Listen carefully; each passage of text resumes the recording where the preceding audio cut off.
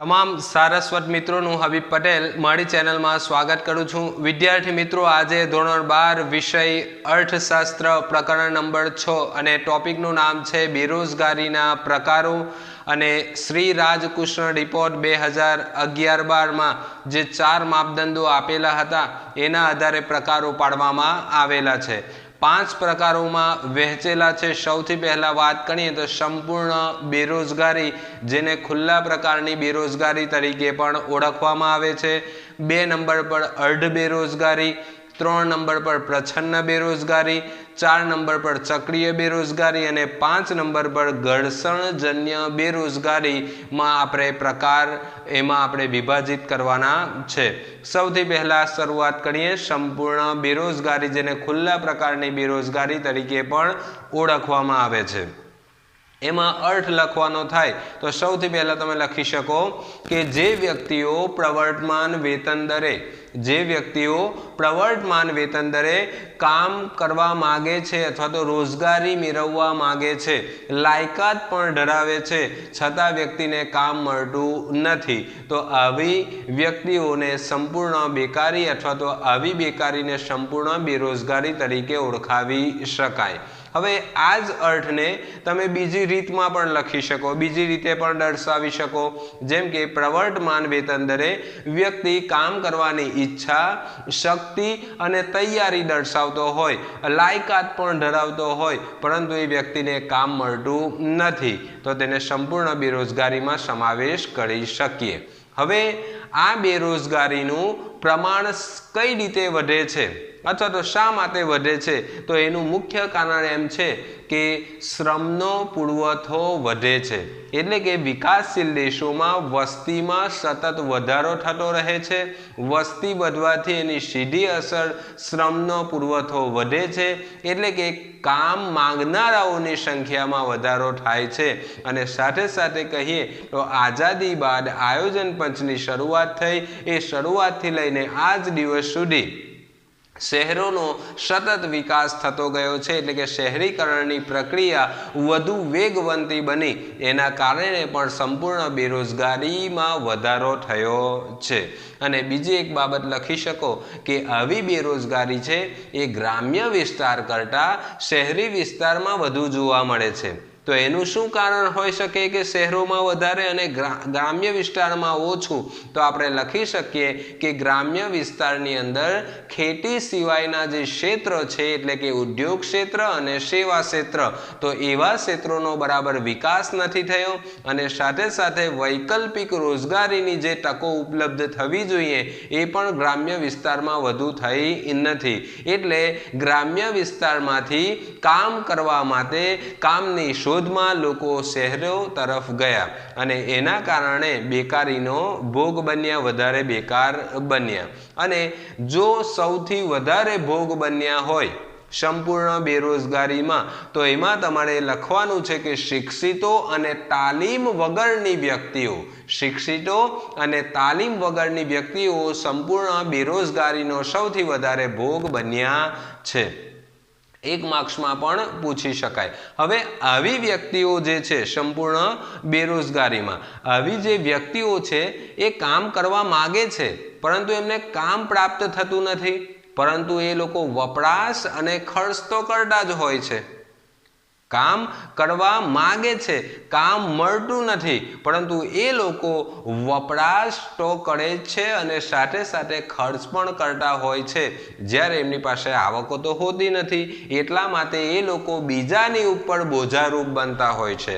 અને જ્યારે બોજારૂપ બને ત્યારે આપણે સરળતાથી દર્શાવી શકીએ કે ઉત્પાદકતામાં ઘટાડો જોવા મળે અથવા તો ઉત્પાદકતા નીચી જોવા મળે। હવે સૌથી વધારે જે બેકારીનો ભોગ બને છે કઈ ઉંમરની વ્યક્તિઓ સંપૂર્ણ બેરોજગારીમાં, એ પણ એક ક્વેશ્ચન આવી શકે। તો તમારે લખવાનું છે 15 વર્ષથી લઈને 25 વર્ષ, 15 વર્ષથી લઈને 25 વર્ષની જે ઉંમરની વ્યક્તિઓ છે એ સંપૂર્ણ બેરોજગારીનો વધારે ભોગ બનતી હોય છે। અને સંપૂર્ણ બેરોજગારીમાં છેલ્લી બાબત યાદ રાખવાની છે કે એને માપવાની પદ્ધતિઓ કઈ છે। સંપૂર્ણ બેરોજગારીનું આંકન કરવાની પદ્ધતિઓ કઈ છે તો 3 રીતે એનું માપન કરવામાં આવે છે, એનું આંકન કરવામાં આવે છે। સૌથી પહેલા યાદ રાખવાનું છે કે રોજગાર વિનિમય કેન્દ્રમાં થયેલી નોંધણી દ્વારા, રોજગાર વિનિમય કેન્દ્રમાં થયેલી નોંધણી દ્વારા, ત્યારબાદ બીજા નંબર પર યાદ રાખવાનું છે કે શ્રમના પુરવઠાના સેમ્પલ સર્વે દ્વારા, અને 3 નંબર પર વસ્તી ગણતરીના આંકડા દ્વારા। આ પણ બી વિભાગમાં પ્રશ્ન પૂછી શકાય છે કે સંપૂર્ણ બેરોજગારીનું માપન કઈ રીતે થાય છે અથવા તો માપવાની પદ્ધતિઓ કઈ છે તો 3 રોજગાર વિનિમય કેન્દ્રમાં થયેલી નોંધણી દ્વારા, બીજા નંબર પર શ્રમના પુરવઠાના સેમ્પલ સર્વે દ્વારા, અને 3 નંબર પર વસ્તી ગણતરીના જે આંકડા છે એના દ્વારા પણ આપણે જાણી શકીએ કે બેરોજગારીનું પ્રમાણ કેટલું છે। મુખ્ય પ્રકાર બીજો, એનું નામ છે અર્ધ બેરોજગારી।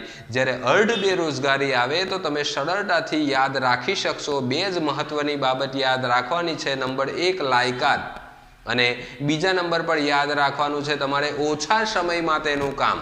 આ બે વસ્તુ જો યાદ રાખશો, આ બે શબ્દ યાદ રાખશો તો તમને અર્થ સરળતાથી યાદ રહી જશે।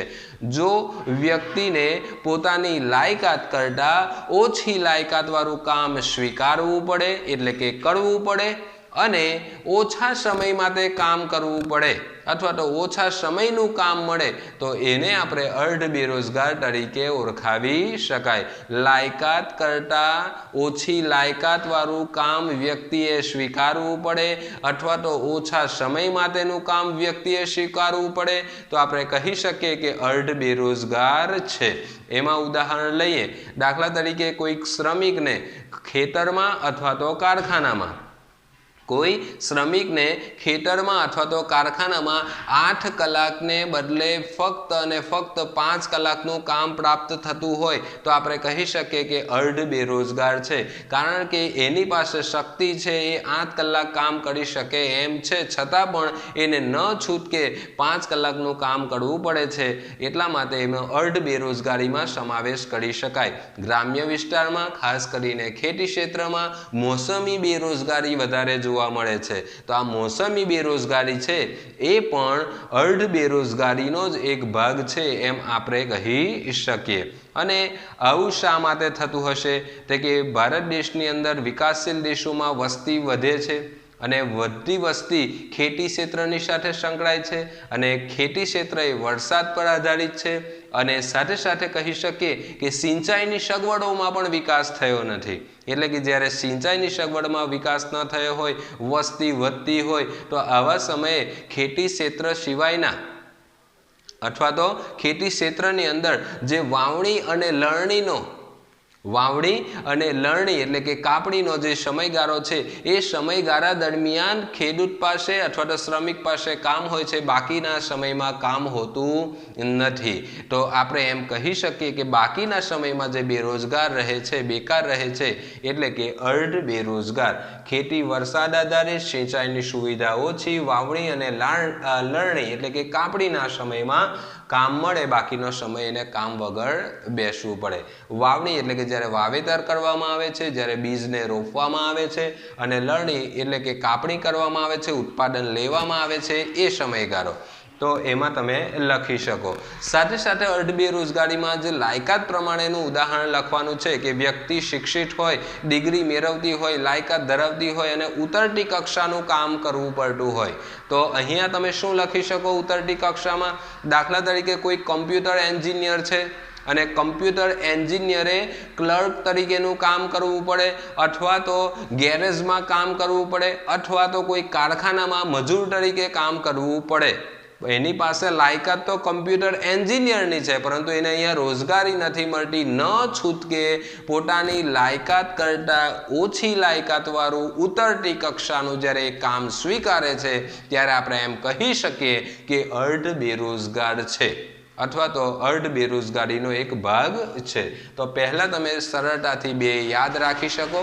હવે 3 નંબર પર આવશે પ્રચ્છન્ન બેરોજગારી, ખૂબ જ મહત્વનું। જ્યારે પ્રચ્છન્ન બેરોજગારી વિશે લખવાનું થાય વિદ્યાર્થી મિત્રો ત્યારે તમારે યાદ રાખવાનું છે કે પાઠ્યપુસ્તકની અંદર જે હમણાં આપણે અર્થ આપેલો છે એ નહીં, પરંતુ આપણે જે જૂના અભ્યાસક્રમમાં અર્થ આપેલો છે એ પ્રમાણેની વ્યાખ્યા યાદ રાખવાનો પ્રયત્ન કરવાનો છે. તો એમાં યાદ રાખવાનું છે તમારે પ્રચ્છન્ન બેરોજગારી એટલે વ્યક્તિ દેખીતી રીતે કામમાં રોકાયેલી હોય એમ લાગે. વ્યક્તિ દેખીતી રીતે આપણને કામમાં રોકાયેલી હોય એમ લાગે, પરંતુ એના કામમાં રોકાવાથી ઉત્પાદનમાં ન તો વધારો જોવા મળે છે કે ઉત્પાદનમાં ઘટાડો જોવા મળે છે. એટલે કે ઉત્પાદન વધતું પણ નથી અને ઉત્પાદન ઘટતું પણ નથી. એટલે આપણે કહી શકીએ કે પ્રચ્છન્ન બેરોજગારી છે. અથવા તો પ્રચ્છન્ન બેરોજગારીને બીજા કયા નામે ઓળખવામાં આવે છે તો તમે લખી શકો છુપી બેરોજગારી. પ્રચ્છન્ન બેરોજગારીને છુપી બેરોજગારી તરીકે પણ ઓળખવામાં આવે છે. એટલા માટે અહીંયા કામમાં રોકાય છે તો પણ ઉત્પાદન વધતું નથી અને ઘટતું નથી. એટલે પ્રચ્છન્ન બેરોજગારીની જે સીમાંત ઉત્પાદકતા છે એ હંમેશા શૂન્ય રહે છે. એટલી વાત તમારે ફિટ કરી લેવાની છે, યાદ રાખી લેવાની છે. હવે આ પ્રકારની બેરોજગારી કઈ રીતે વધે છે તો સૌથી પહેલા વાત કરીએ વસ્તી વધે છે. વસ્તીમાં વધારો થવાથી રોજગારી માંગનારા જે લોકો છે એની સંખ્યામાં પણ ઉછાળો આવે છે. વસ્તી વધે, શ્રમનો પુરવઠો વધે એટલે કે રોજગારી માંગનારાઓની સંખ્યામાં પણ વધારો આવે. અને ભારત દેશની અંદર વાત કરીએ તો ખેતી સિવાયના જે ક્ષેત્રો છે એ ક્ષેત્રોનો ઓછો વિકાસ થયો છે. ઉદ્યોગ ક્ષેત્રનો પણ ઓછો વિકાસ અને સેવા ક્ષેત્રનો પણ ઓછો વિકાસ. એટલે એ ફરજિયાત રૂપે લોકો ખેતી ક્ષેત્રની ઉપર ભરણ વધારે છે, ખેતી ક્ષેત્રની અંદર જોડાય છે.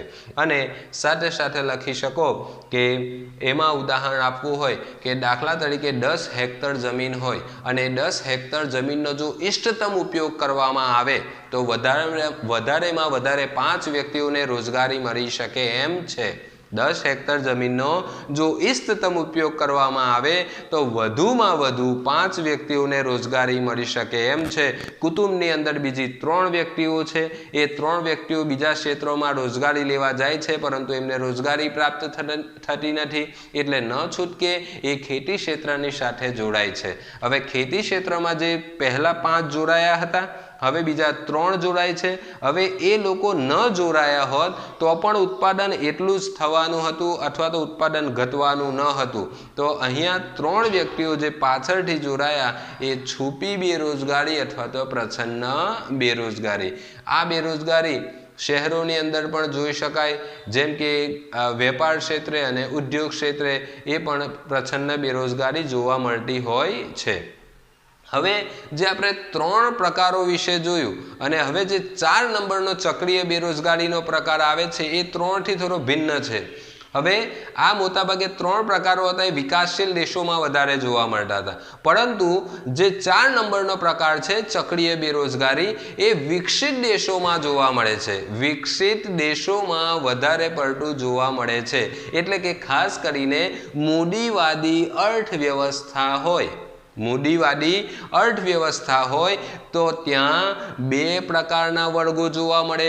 એક બચત કરનાર અને બીજો મૂડી રોકાણ કરનાર. તો બચત કરનાર વર્ગ અને મૂડી રોકાણ કરનાર વર્ગ જે છે એમની વચ્ચે બેલેન્સ જળવાઈ રહેતું નથી. એટલે કે કોઈક વાર બચતો વધુ થઈ જતી હોય, કોઈક વાર મૂડી રોકાણ ઓછું થઈ જતું હોય. એટલે કે બંને વચ્ચે અસમતુલા જોવા મળે છે. અને જ્યારે અસમતુલા જોવા મળે ત્યારે આપણે કહી શકીએ કે અર્થતંત્રમાં તેજી અને મંદીના પરિબળો આવતા હશે. તો કોઈક વાર તેજી જોવા મળે તો કોઈક વાર મંદી જોવા મળે. તો જ્યારે તેજીનો સમય હોય વિદ્યાર્થી મિત્રો તો તે વખતે યાદ રાખવાનું છે કે તેજીના સમયમાં ઉત્પાદનમાં વધારો થાય છે, આવકોમાં વધારો થાય છે, રોજગારીમાં વધારો થાય છે અને સાથે સાથે મૂડી રોકાણ પણ વધતું હોય છે. આપણે એમ પણ કહી શકીએ કે અર્થતંત્રમાં ઉત્પાદનના બધા સાધનો છે એ બધા સાધનોને અહીંયા આવકો પ્રાપ્ત થાય છે. એટલે તેજીની સ્થિતિમાં બધા જ ઉત્પાદનના સાધનોને આવકો પ્રાપ્ત થતી હોય છે, વપરાશ પણ વધતો હોય છે, માંગ પણ વધારે થતી હોય છે, ખર્ચ પણ વધારે થતો હોય છે। તો આ રીતે તેજીના સમયમાં જોવા મળે। પણ મંદીના સમયમાં શું હોય તો કે મંદીના સમયની અંદર ઉત્પાદનમાં ઘટાડો જોવા મળે। જે લોકો છે એ જરૂરિયાતો સંતોષવા માટે હવે માંગ ઓછી કરશે। શા માટે? કારણ કે એમની પાસે આવકો ઓછી છે, એટલે કે ઉત્પાદન અને સાથે સાથે જે વપરાશ છે, માંગ છે, એમાં ઘટાડો જોવા મળશે। તો આ રીતે તમે ચક્રીય બેરોજગારીમાં સૌથી પહેલા સમજાવી શકો। અને તેજી મંદીના પ્રવાહો આવે છે તો એને કારણે આ બેકારીને ચક્રીય બેરોજગારીને વ્યાપાર ચક્રીય બેરોજગારી તરીકે પણ ઓળખવામાં આવે છે। વ્યાપાર ચક્રીય બેરોજગારી તરીકે પણ ઓળખવામાં આવે છે। એમાં આપણે એક ઉદાહરણ લેવાનું છે કે અમેરિકા દેશ છે એમાં 1929 અને 30 ની અંદર 1929 અને 30 ની અંદર આપણે મંદી આવેલી અને આ મંદીની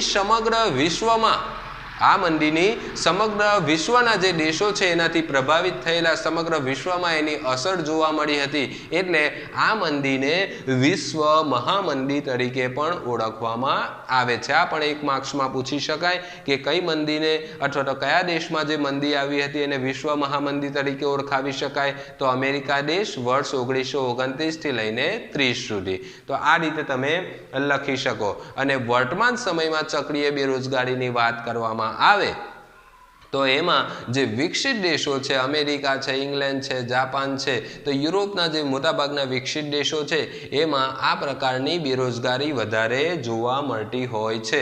અને ખાસ કરીને જે મૂડીવાદી અર્થવ્યવસ્થા છે ને તો એ મૂડીવાદી અર્થવ્યવસ્થામાં આપણે આ પ્રશ્નો ઉદ્ભવતા હોય છે। અને ભારત દેશની વાત કરીએ તો હીરા ઉદ્યોગ જે છે એ હીરા ઉદ્યોગ ક્ષેત્રે આ પ્રકારની બેરોજગારી જોવા મળતી હોય છે। સરકાર એનું નિવારણ લાવવાનો પ્રયત્ન કરે છે, પણ કઈ રીતે નિવારણ લાવી શકે? જો એક માર્ક્સમાં એ પણ પૂછી શકાય તો આપણે લખવાનું છે કે સરકાર વિકાસના કાર્યો કરવા જોઈએ। સરકારે વિકાસના કાર્યો કરવા જોઈએ જેનાથી ચક્રીય બેરોજગારી દૂર થાય। વિકાસના કાર્યો થાય તો શું જોવા મળે તો કે વિકાસના કાર્યોથી પ્રજાની આવકમાં વધારો થાય, પ્રજાને રોજગારી મળે, રોજગારી થકી આવક પ્રાપ્ત થાય, આવકો પ્રાપ્ત થતા માંગ હવે સંતોષવા માટે વધારે ખર્ચ કરશે, વધારે ખર્ચ કરવાથી વપરાશ કરવાથી ઉત્પાદન ક્ષેત્રે જે ઉત્પાદકો રોકાયેલા છે એ વધારે વસ્તુઓ ઉત્પન્ન કરવા માટે ઉત્પાદનના જે અન્ય સાધનો છે એને કામ પર રાખશે અને એ કામ પર રાખવાથી અહીંયા શું જોવા મળશે તો કે એ લોકોને રોજગારી પ્રાપ્ત થશે અને ફરી એકવાર રોજગારી પ્રાપ્ત થાય એટલે કે માંગમાં વધારો થાય અને આ રીતે જે ચક્ર છે એ ગતિવંત બનશે ફરી એકવાર અને અર્થતંત્રની અંદરથી ચક્રીય બેરોજગારી દૂર થતી જોવા મળશે, મંદી દૂર થતી જોવા મળશે। અને છેલ્લો આપણો મહત્વનો જે પાર્ટ છે ખૂબ સરળ છે એમ કહી શકીએ આપણે, ઘર્ષણજન્ય બેરોજગારી એટલે શું? તો ઘર્ષણજન્ય બેરોજગારીની વાત કરવાની થાય તો તમારે એક વસ્તુ યાદ રાખવાનું, જૂની ટેકનોલોજીના સ્થાને જો નવી ટેકનોલોજી આવે, જૂની ટેકનોલોજીના સ્થાને નવી ટેકનોલોજી આવવાથી વ્યક્તિ થોડા સમય માટે બેકાર રહે છે તો આવી બેકારીને ઘર્ષણજન્ય બેકારી તરીકે ઓળખાવી શકાય। દાખલા તરીકે ઉત્પાદન પદ્ધતિમાં ફેરફાર થયો, જૂની ઉત્પાદન પદ્ધતિનો હવે અમલ કરવામાં આવતો નથી તો એની સાથે જે લોકો સંકળાયેલા છે એ હવે બેકાર બને છે કારણ કે નવી ટેકનોલોજીનો ઉપયોગ કરતા એ લોકોને આવડતું નથી। એટલા માટે એ નવી ટેકનોલોજીનો ઉપયોગ કરતા શીખી જાય અને શીખવા માટે જેટલો સમય બેકાર રહે છે એ લોકો, એમને આવકો પ્રાપ્ત થતી નથી તો આપણે ઘર્ષણજન્ય બેરોજગારી કહી શકીએ। એક સરસ મજાનું ઉદાહરણ લઈએ છીએ આપણે કે સાદા મોબાઈલની ક્ષેત્રની સાથે જોડાયેલા લોકો, પહેલા મોટા ભાગે સાદા મોબાઈલ વાપરવામાં આવતા હતા એટલે કે એન્ડ્રોઈડ ન હતા, હવે સાદા મોબાઈલની જગ્યાએ સ્માર્ટ મોબાઈલ આવી ગયા। તો સાદા મોબાઈલના સ્થાને સ્માર્ટ મોબાઈલ આવતા સાદા મોબાઈલ ક્ષેત્રની સાથે જે કર્મચારીઓ ઉત્પાદન ક્ષેત્રે જે જોડાયેલા હતા, વેચાણ ક્ષેત્ર સાથે જે જોડાયેલા હતા, સર્વિસ ક્ષેત્ર સાથે જે જોડાયેલા લોકો હતા એ અહીંયા બેકાર બને છે, એટલે ઘર્ષણજન્ય બેરોજગારી કહી શકાય। હવે બીજું એક ઉદાહરણ આપણે શીખવાનું છે કે માની લો કે કોઈ કારખાનાની અંદર એક કર્મચારી વ્યવસ્થિત રીતે ચોપડામાં બધી વિગતોની નોંધ કરે છે, બધા હિસાબો રાખે છે। હવે એ જૂની પદ્ધતિ છે ચોપડામાં હાથથી લખવું। હવે નવી ટેકનોલોજી આવી એટલે કે કમ્પ્યુટર આવી ગયું, તો હવે કમ્પ્યુટરમાં હિસાબ અને બધું આપણે રાખવાની હોય છે, નોંધ રાખવાની હોય, તો અહીંયા જે કર્મચારી છે એને ચોપડામાં લખતા તો આવડે છે પરંતુ એ કોમ્પ્યુટર ચલાવતા આવડતું નથી। તો અહીંયા એ કર્મચારી જ્યારે કોમ્પ્યુટર ચલાવતા શીખી જાય, એનો અમલ કરતા શીખી જાય, તો એ શીખવા માટે જે થોડો સમય બહાર રહે છે, થોડા સમય એને કામ પર આવવું પડતું નથી અને એના બદલામાં આવક પ્રાપ્ત થતી નથી, તો આપણે કહી શકીએ કે થોડો સમય જે બેકાર રહ્યો છે તો એટલો સમય આપણે ઘર્ષણજન્ય બેરોજગારી કહેવાય। કારણ કે નવી પદ્ધતિ આવવાને કારણે એ પદ્ધતિના અમલ કરતા એને ન આવડતું હોવાને કારણે એને બેકાર બનવું પડ્યું, તો આપણે એને ઘર્ષણજન્ય બેરોજગારી તરીકે ઓળખાવી શકાય। વિદ્યાર્થી મિત્રો, ટૂંક સમયમાં આપણે બીજા એક વિડીયો સાથે મળીશું। ત્યાં સુધી હું હબીબ પટેલ તમારી રજા લઉં છું। નમસ્કાર।